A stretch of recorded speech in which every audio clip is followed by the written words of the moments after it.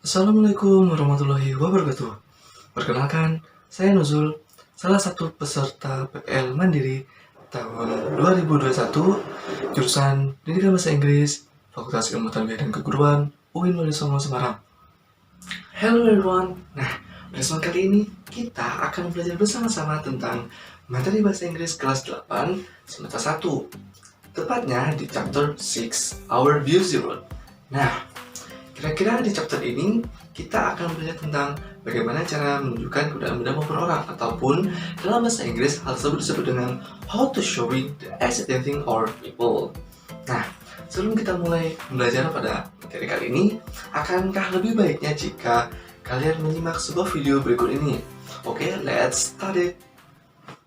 Hi, my name is Jane, and this is my living room.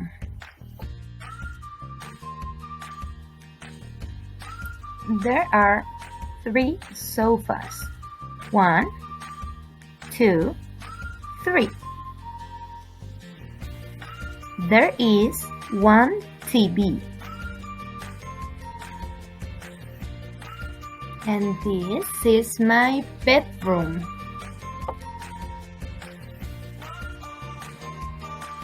There is 1 bed. There are 2 pillows.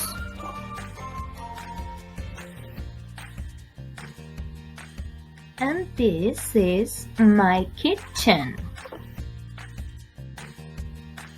There is 1 oven. There is 1 refrigerator.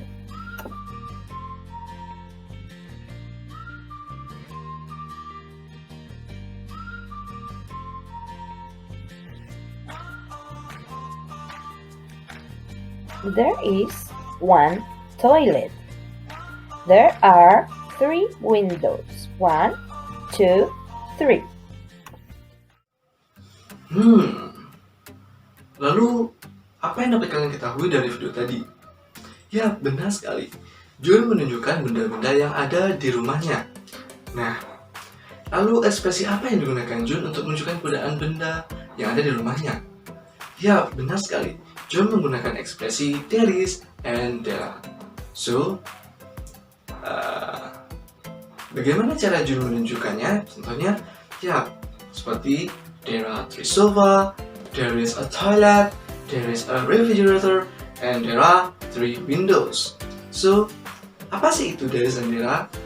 There is and there are merupakan salah satu ekspresi yang digunakan untuk menunjukkan keberadaan benda maupun orang.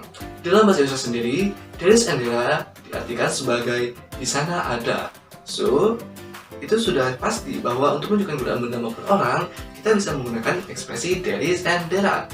Lalu, apa sih bedanya there is dan there are itu sendiri? Ya. Nah, there is itu sendiri merupakan ekspresi yang digunakan untuk menunjukkan keberadaan benda maupun orang yang ada di sekitarnya ketika benda ataupun orang itu single, singular, ataupun hanya tidak ada satu orang. Berarti benda itu sendirian ataupun jomblo. Misal, there is a pen.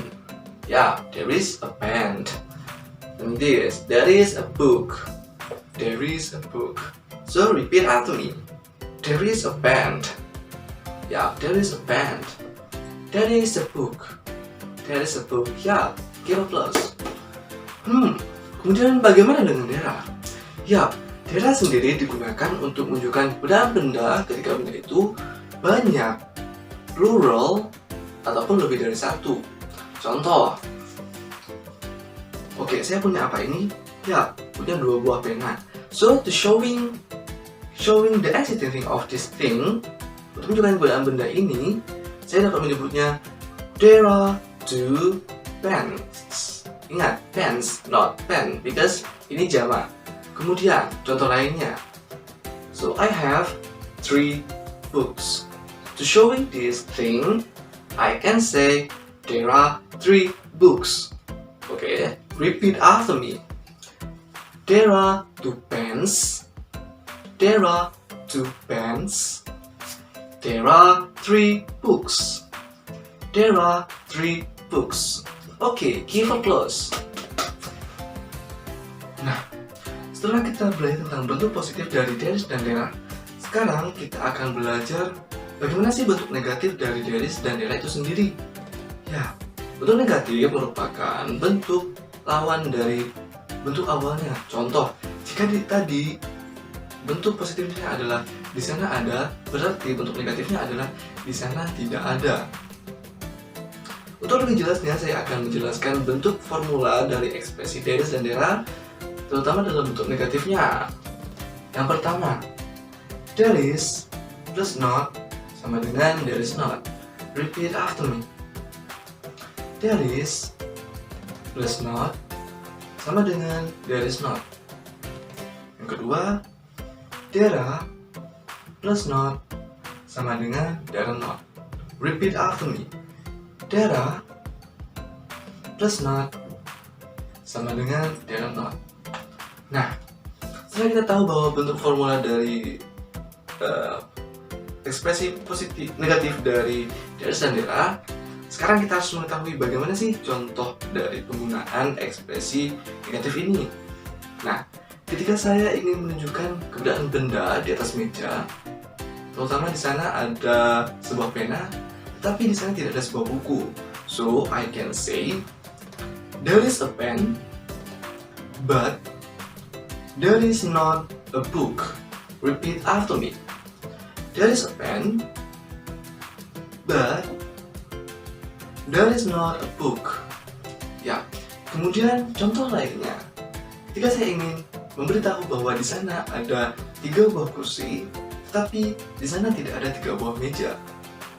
So I can say, there are 3 chairs, but there are not 3 tables. Repeat after me. There are 3 chairs, but there are not 3 tables. Oke, itu untuk bentuk negatif. Nah, setelah kita tahu bentuk positif dan bentuk negatifnya, lalu ketika kita ingin menanyakan apakah di sana ada benda ataupun barang ataupun orang yang kita maksud, bagaimana cara kita menanyakannya? Nah, dalam bahasa Inggris sendiri, hal itu disebut sebagai bentuk form interrogatif atau bentuk pola pertanyaan. Dalam bahasa Indonesia, untuk ekspresi ini disebut dengan apakah di sana ada. Nah, form dari ataupun formula dari ekspresi there is ataupun there is sendiri untuk interrogatif adalah seperti ini.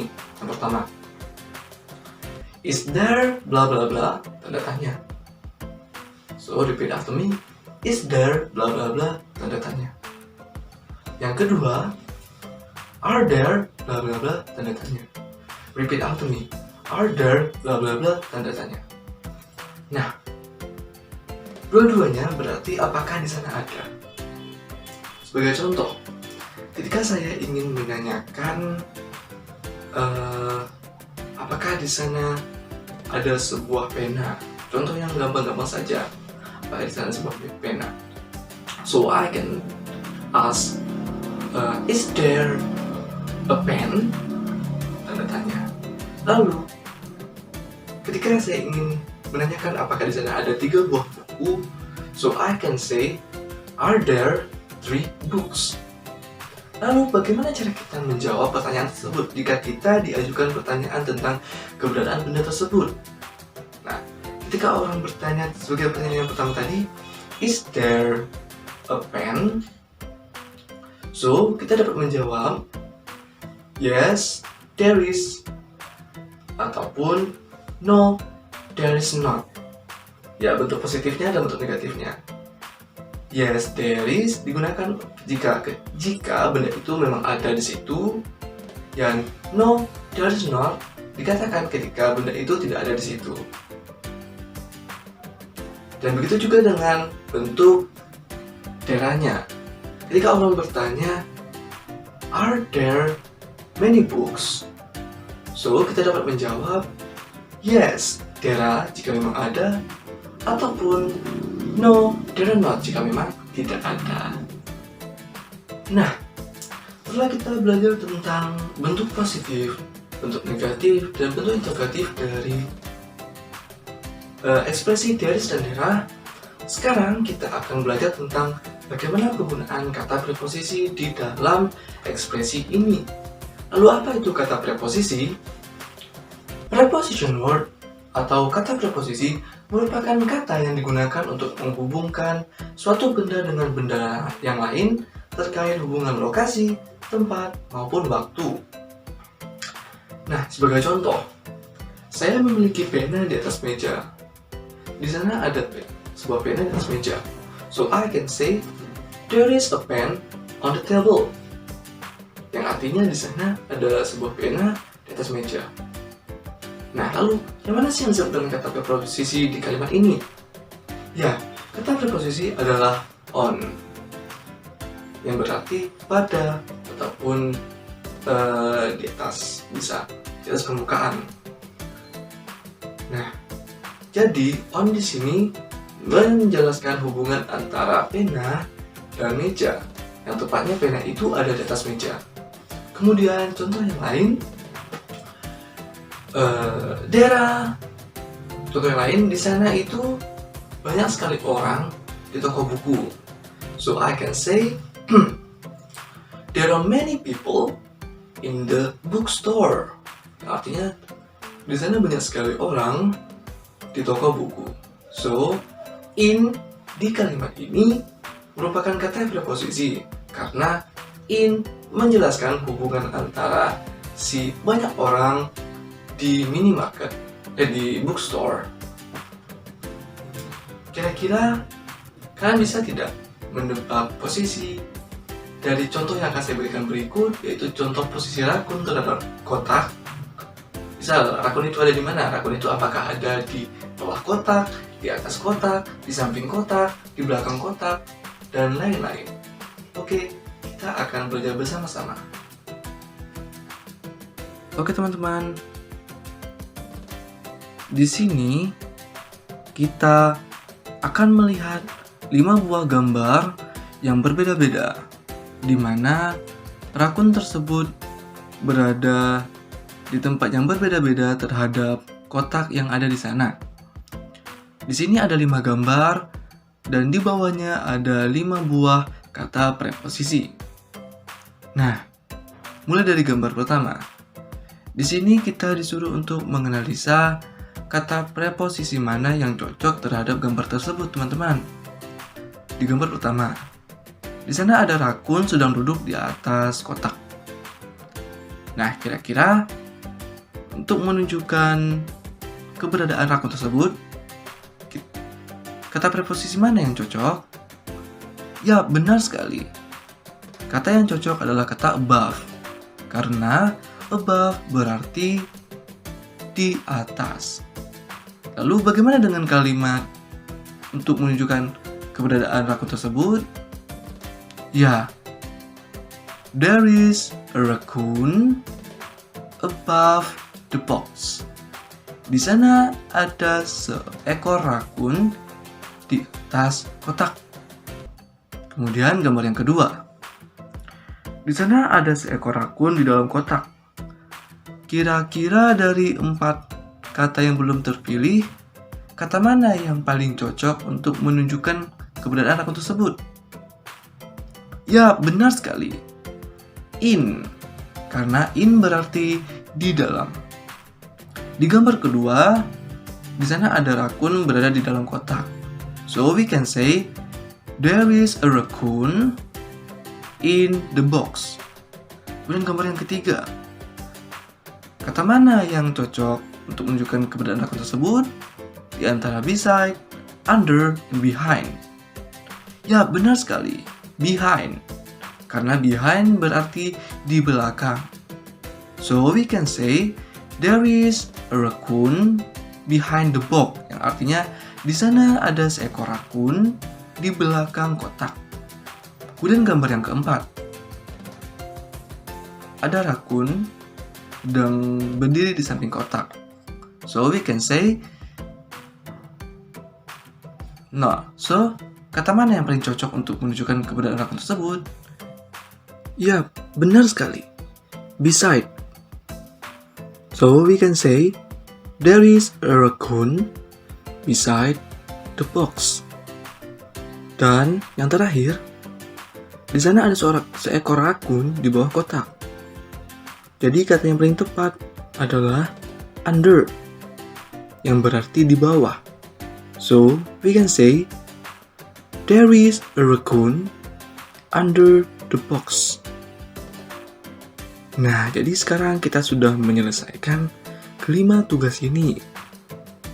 Beri tepuk tangan untuk kita semua.